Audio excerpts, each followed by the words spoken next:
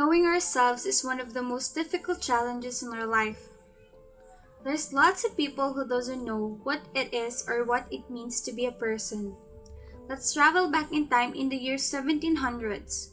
Let me introduce to you a very promising philosopher, Immanuel Kant, born on April 22, 1724 in Prussia. Kant's model of the mind had dominated in the empirical psychology, and the empirical method for doing psychology was called introspection, meaning process of examining one's thoughts and feeling. Kant's view on the mind are dependent on his idealism he called transcendental idealism, a system of thought that depend on some way on the activity of the mind. As Kant put it in one of his most famous passages, concepts without intuitions are empty. Intuitions without concepts are blind. Experience requires both percepts and concepts. We need information and we must organize the information provided by the acts of synthesis by Immanuel Kant. Kant claimed that the three kinds of synthesis to organize information also relates to the three faculties of the mind, namely, apprehending, intuition, or sensibility. These syntheses the raw perceptual input. 2. Reproducing and imagination. And 3. Recognizing in concepts or understanding. Both allows the mind to go from one to another. The first two, apprehension and reproduction, are inseparable, while the third, recognition, requires the two other but it's not required by them. Acts of synthesis are performed on that to which we are passive in experience, namely intuitions. Intuitions determine how our representations will serve to confirm or refute theories, aid or impede our efforts to reach various goals. Consciousness, being unified, is a central feature of the mind. Our kind of mind at any rate. Consciousness is composed of inner self and the outer self. To sum it all up, Kant believes that mind and consciousness is different. Mind is where our experience came from, and our consciousness is composed of our inner self, which is our psychological knowledge, and our outer self, which is our body.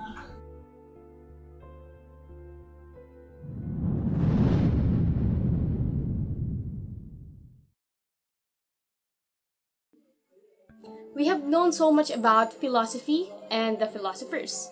With that, we have encountered different kinds of philosophers. And also, you may have heard about Augustine, St. Augustine, John Locke, Plato, Socrates, and the others, but have you heard about Paul Montgomery Churchland? Who's Paul Montgomery Churchland? Well, Paul Montgomery Churchland is an amazing philosopher. He was born on Vancouver, Canada on October 21st in 1942. He earned his PhD in the University of Pittsburgh. He has a famous writing that he wrote together with his wife Patricia that is entitled Could a Machine Think?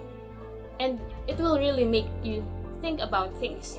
It is somewhat a philosophical question for us all. Paul Montgomery Churchland is a person that believes that nothing but matter exists. He believes on materialism, specializes on different fields like epistemology, neurophilosophy, philosophy of science, philosophy of mind, and even artificial intelligence. Why materialism? As he believes in materialism, and he is a materialist indeed, he disregarded the idea of rationalism and empiricism. He thinks that rationalism, or acquiring knowledge through reasoning, our thoughts and emotions are being expressed and being encompasses from just the reasons and just the experiences. He believes that it is not like that, but rather it is about being knowledgeable about the things that are happening in our mind.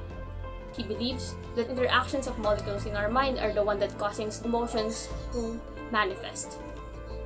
What goal Paul Montgomery Churchland wants? To take a path in the future wherein beliefs are being disregarded, especially the supernatural beliefs, because those beliefs have no basis at all. And having no basis, this will just impair the philosophy. This will just stop, or rather prevent, the growth of philosophy on the long run. And so he wants us to know that beliefs should be disregarded, the supernatural beliefs that we are experiencing, especially here in the Philippines. We can apply his philosophy, and Paul Montgomery Churchland is indeed a good example.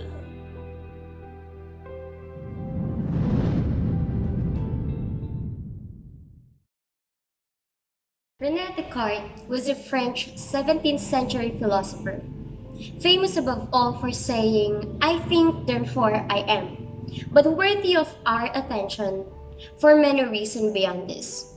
But what makes him stand out is that he was a fierce rationalist. In an age when many philosophers still backed up their arguments with appeals to God, Descartes trusted in nothing more than the human power of logic. He believed that much of what was wrong with the world was caused by misusing our minds, by confusion, bad definition, and unconscious illogicality. His life was an attempt to make our lives better, to make our minds better equipped for the task of thinking. To solve key questions, Descartes proposed that one always has to divide large problems into small, understandable sections by incisive questions.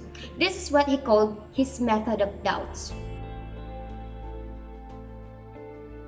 We get modeled by certain questions like, what is the meaning of life? Or what is love? Because we are not careful enough how we break this big inquiries down. He described the method of doubt as akin to having a large barrel of apples, where the good ones are mixed with the bad ones. To be a philosopher means a commitment to sorting out the entire barrel, inspecting each apple individually, and throwing away all the bad ones to ensure that only of the best quality are left. Discourse of the Method, published in 1637, he explained why he had come to write it. A long time ago, he entirely abandoned the study of letters, resolving to seek no knowledge other than what he could find in himself or in the great book of the world. He spent his youth traveling, visiting courts and armies, mixing with people of diverse temperaments and ranks, testing himself in various situations which fortune afforded him, and at all times reflecting personally upon whatever came in his way so as to derive profit from it. Descartes' subjective approach in philosophy reached its climax when he arrives in his famous phrase, "Cogito ergo sum," means "I think, therefore I am." It was intended to be Descartes' ultimate answer to a question that many philosophers sometimes get unreasonably interested in, namely, how can one know that anything, including oneself, is really actually exists rather than being some sort of a dream or phantasm? Descartes began observing that our human senses are deeply unreliable.